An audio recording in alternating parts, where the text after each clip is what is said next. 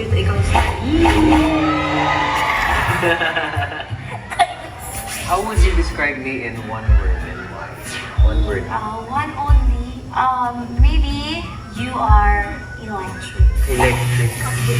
Electric. I'm going to quote Taylor Swift.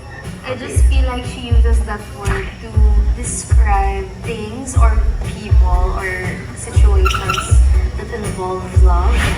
For you, I would describe you as indescribable. You get what I mean? Because there's so many words to describe you. There are not enough words in the English dictionary. You're just too amazing. If you have a song for me, what is it? A song for you right now, until the end of time. Justin Timberlake. It's not a very popular song. Pero the lyrics are very simple. Because if your love is all I have in this life, there's not be enough to do. It's been... Unless... Go, please. Ayun, okay. You know, sparks my goosebumps. Oh yeah. Just because of one line. I promise you there's always look out. You. When I heard the lyrics of that song, it reminds me of you. And I cannot explain. What is your message to everyone who loves? Yeah, of course to our supporters, our sweethearts, our solids, and of course to our family and friends also who are supporting KD Likes. Thank you guys so much for all the love that you give me and Alexa.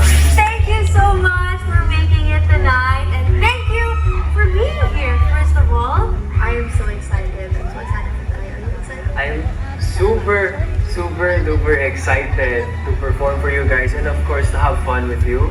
We prepared a lot of stuff tonight, so just sit back, relax, and enjoy the show. Shall we begin? Let's begin.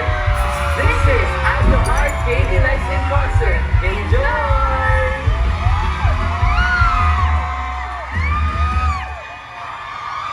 Good evening, Music Museum!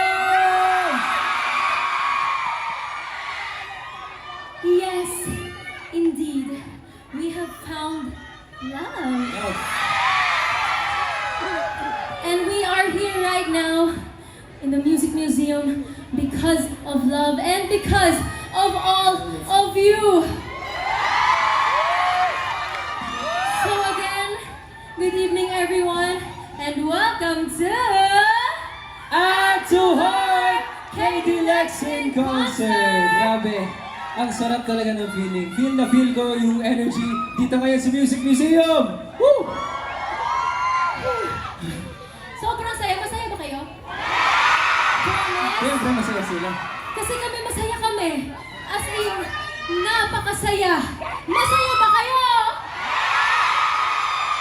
I'm so happy to hear that. Kaya naman, woo! Kaya naman, sa aming solid sweethearts and syempre, sa lahat ng aming solid fans, welcome. Thank you. We're so happy to have you guys here. Yes, sana okay kayo dyan. Sana komportable kayo. Tonight will be a night full of music, love, inspiration, and gratitude to all of you.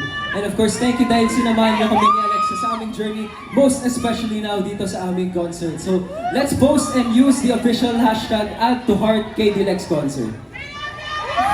And tonight, isi-share namin ang mga nilalaman ng puso namin. Mga bagay na espesyal sa amin. Siyempre kagaya ninyo, di ba? Espesyal kayo sa amin. Kaya naman, we hope na mag-enjoy kayong lahat dyan. Makikanta, makisayaw, makijam, makifeels with us. And alam ko, ako sigurado ako, this will be the kind of night, this will definitely be one of the memories that we will always add to heart. Pero alam niyo ba guys, matindi yung paghahanda na ginawa namin dito para syempre to give you guys a good show. And speaking of paghahanda, feeling ko kailangan maghanda ka na. Oo nga pala. Kasi alam ko, madami kang prepare for them. And I can't wait for you guys to see it. Nako mga girls, kapit. Girls, gays, everyone in between, kapit. Matindi ang mga inihanda ni KD para sa inyong lahat. So, Be right back. I'll be right back. go. Be right back, be right back. So for now, it is just you and me. Is that okay?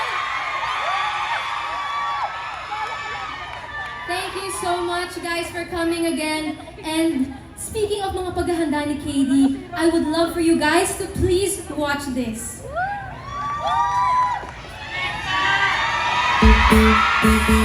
Yung batang ako, mas makulit siya compared to now. Kasi now, I like to reserve my energy. Pero dati, lagi akong maghahanap ng playground, kung lalabas, or lagi akong hahabulan kasama ng mga kapatid ko.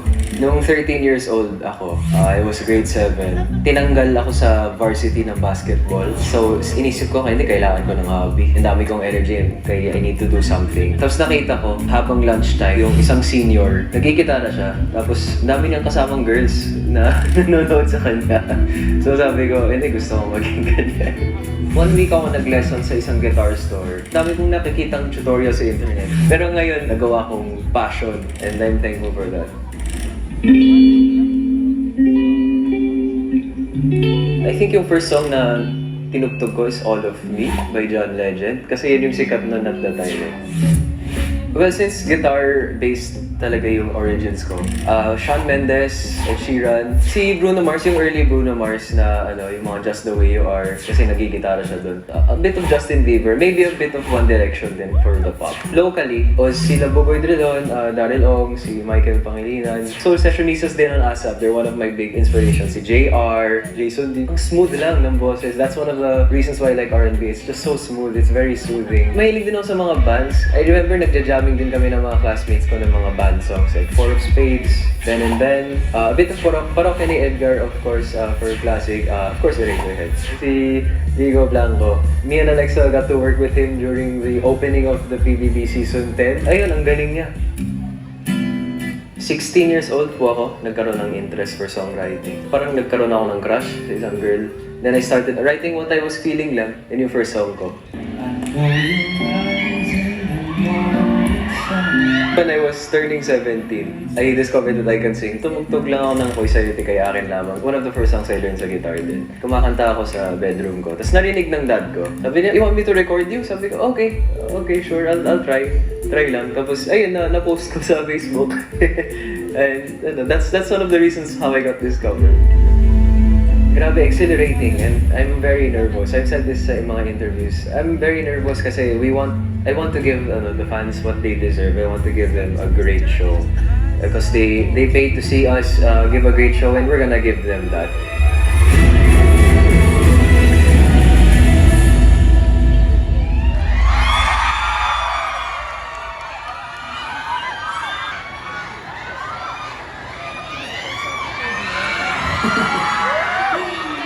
Anyway, hope you're all having fun tonight. Aside from classic songs, kanina na-mention ko sa DTR na fan din ako ng R&B.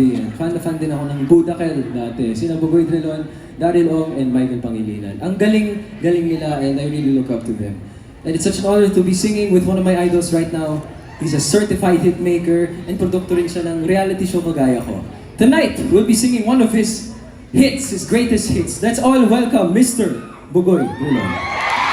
Let's go!